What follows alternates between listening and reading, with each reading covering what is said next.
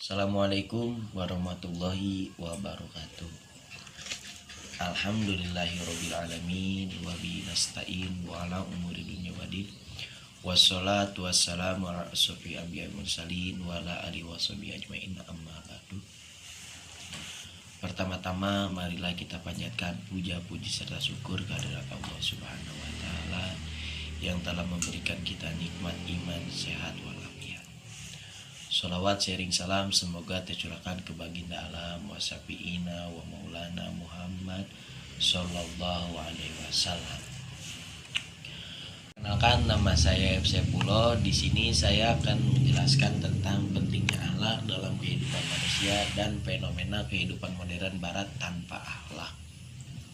Apa sih itu akhlak?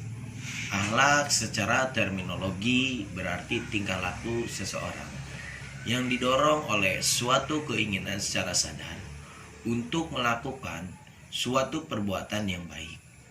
Akhlak merupakan bentuk jamak dari kata khuluq, berasal dari bahasa Arab yang berarti perangai, tingkah laku atau tabiat.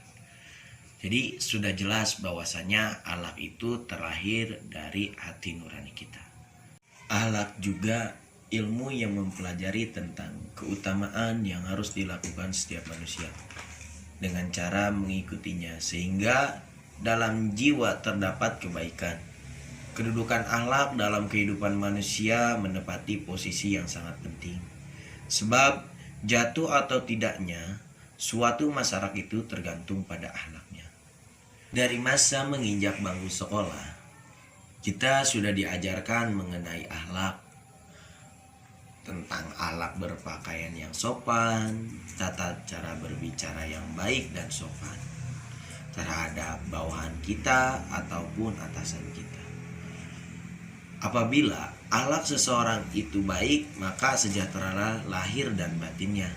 Namun, apabila akhlak seseorang itu buruk, maka rusaklah lahir dan batinnya. Sesungguhnya akhlak yang baik akan membuat seseorang selalu aman, tenang, dan tidak adanya perbuatan yang tercela. Seseorang yang berakhlak mulia selalu melakukan kewajiban-kewajibannya, kewajiban terhadap dirinya sendiri tersebut, dan menjadikan hak dirinya. Allah berfirman dalam surat Al-Ahzab ayat 21 yang berbunyi, Bismillahirrahmanirrahim. Laqad kana lakum fi rasulillahi uswatun hasanah liman kana yarjullaha wal yawmal akhir wa dzakarallaha katsira. yang artinya sungguh telah ada pada diri Rasulullah itu suri teladan yang baik bagimu, yaitu bagi orang yang mengharap rahmat Allah dan kedatangan hari kiamat dan yang banyak mengingat Allah. Dalam kitab Ibnu Katsir dijelaskan mengenai surat Al-Ahzab ayat 21 bahwa turunnya surat Al-Ahzab ayat 21 ini dengan peristiwa perang Khandaq yang sangat memberatkan kaum muslimin saat itu. Nabi dan para sahabat benar-benar dalam keadaan susah dan lapar. Sampai-sampai para sahabat mengganjal perut dengan batu demi menahan perihnya rasa lapar. Mereka pun berkeluh kesah kepada Nabi. Adapun Nabi benar-benar beliau adalah suri teladan dalam hal kesabaran ketika itu. Nabi bahkan mengganjal perutnya dengan 2 buah batu.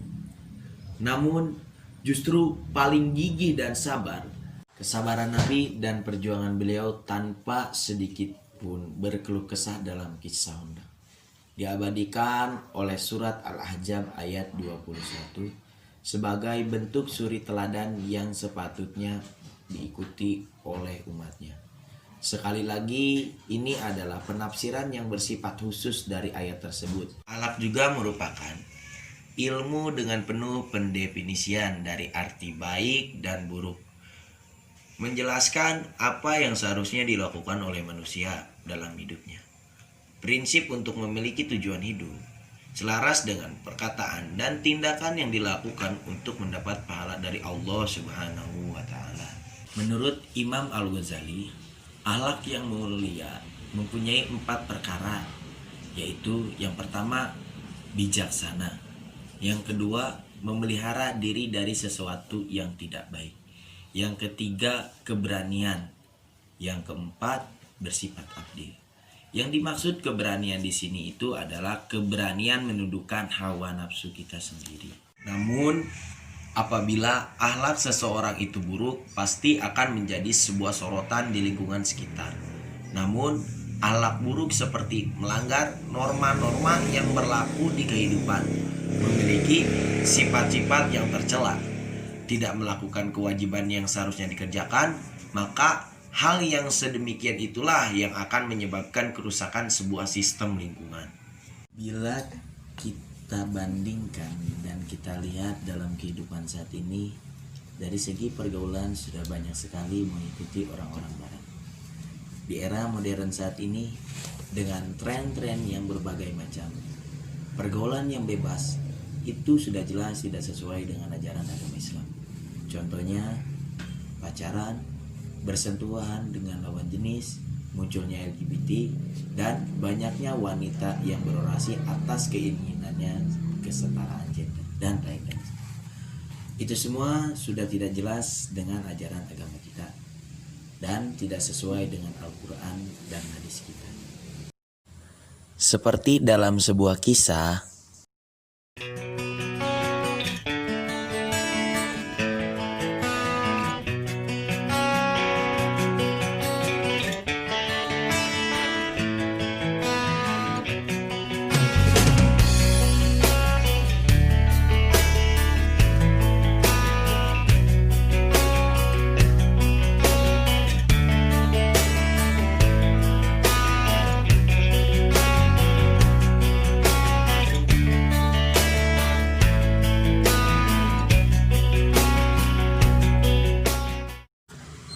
pesan moral yang bisa kita ambil.